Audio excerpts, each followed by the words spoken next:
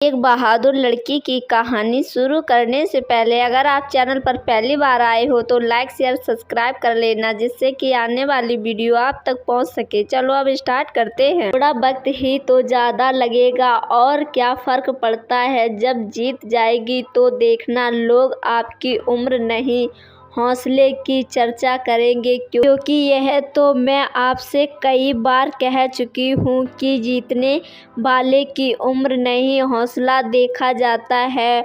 और कितनी बार बोलूं। यह कहानी मथुरा गांव के रहने वाली उस नीरजा की है जिसकी उम्र मात्र 15 साल की थी। वह कभी स्कूल नहीं गई, फिर भी वह कुछ ऐसा करने का सपना देखती थी जिससे वह पूरी दुनिया में मशहूर हो जाए।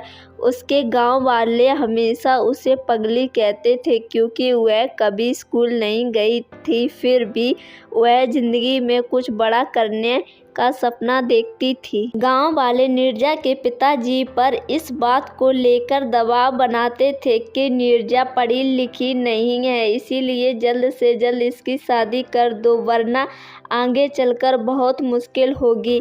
नीरजा के पिताजी गांव वालों की बात से पूरी तरह सहमत थे, पर नीरजा सहमत नहीं थी। उसे तो शादी नहीं बल्कि पूरी दुनिया में नाम कमाना था, कुछ ऐसा करना था जिससे उस पर लोगों को बेटी होने का गर्व होता। नीरजा के लिए यह सब कुछ करना इतना आसान नहीं था। गांव वाले इस बात से बेखबर थे कि वाकई नीरजा करना क्या चाहती है। वह किसी को इस बारे में नहीं बताती थी कि वह एक अच्छी चित्रकार है। उसे बचपन से चित्र बनाना अच्छा लगता था। शायद यही वह वजह थी कि उसका मन पढ़ने में नहीं लगता था और इस वजह से वह कभी स्कूल नहीं गई। उसके पिताजी को उसका चित्र बनाना अच्छा नहीं लगता था। उन्होंने कई बार नीरजा के बनाए गए चित्रों को आग में डाल दिया था, फिर भी नीरजा हार नहीं मानी। वह चित्रकारी कर रही थी। जब नीरजा मानी नहीं तो उसके पिताजी ने उसे उसके हाल पर छोड़ दिया। एक दिन नीरजा अपने कमरे में चित्र बनाने में इतना खो गई थी कि उसके पिताजी उसके पास जाकर खड़े हो गए। उसे बिल्कुल एहसास नहीं हुआ। तब पिताजी बोले, तो नीरजा तुम नहीं मानोगी? नीरजा के पिताजी ने कहा, यह बेवकूफ़ी वाला काम तुम्हारे किसी काम नहीं आने वाला। पापा, आप मुझे हमेशा नीचा गिराना चाहते हैं। नीरजा दुखी मन से बोली, मैं जिंदगी में कुछ करना चाहती हूँ, आप मुझे बार बार क्यों रोकते हैं? नीरजा के पिताजी बोले, अगर हमें इस गांव में रहना है तो तुम्हें वही करना होगा जो गांव वाले चाहते हैं। नीरजा बोली, कभी नहीं, मैं जो चाहती हूँ वही करूँगी, चाहे जो हो जाए। नीरजा दृढ़ संकल्प से बोली, मुझे हराना किसी के लिए इतना आसान नहीं है। तुम यह नहीं चाहती ना कि मैं तुम्हारे सारे सपनों को जलाकर राख कर दूं।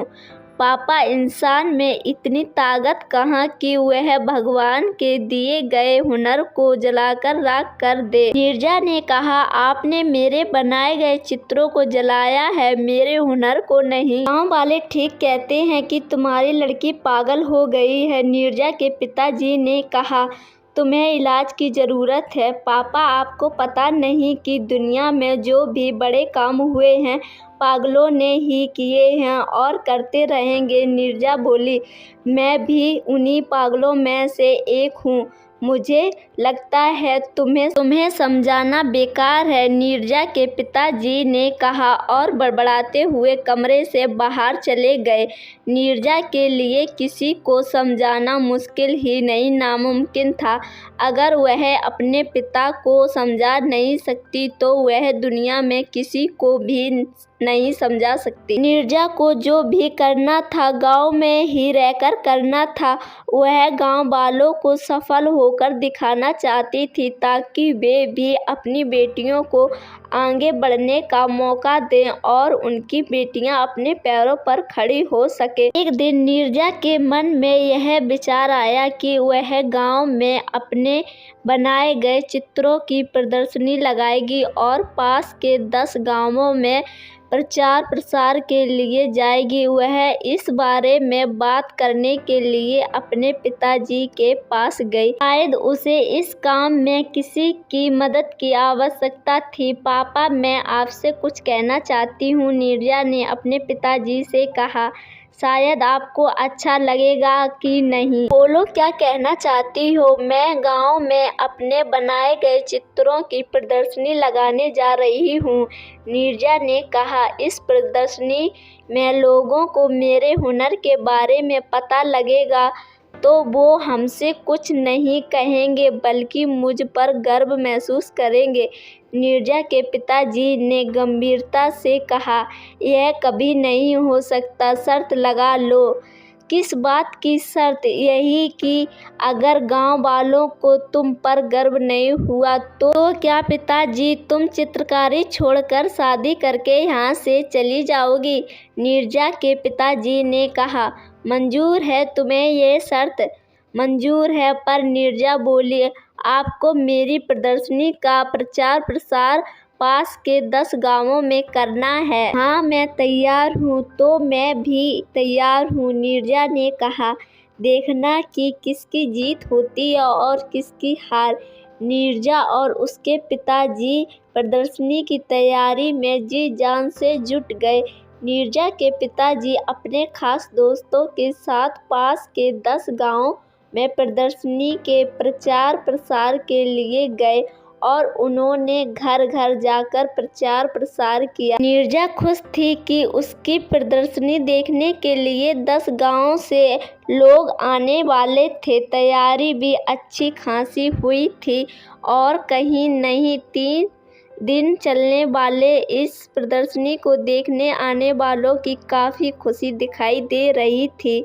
प्रदर्शनी के उद्घाटन के लिए शहर के जिला अधिकारी को बुलाया गया था। जिला अधिकारी ने गांव वालों के सामने नीरजा को यह कहकर शाबाशी दी कि भगवान करे ऐसी लड़की हर माँ बाप को दे जिससे गांव ही नहीं बल्कि पूरा देश रोशन होता है।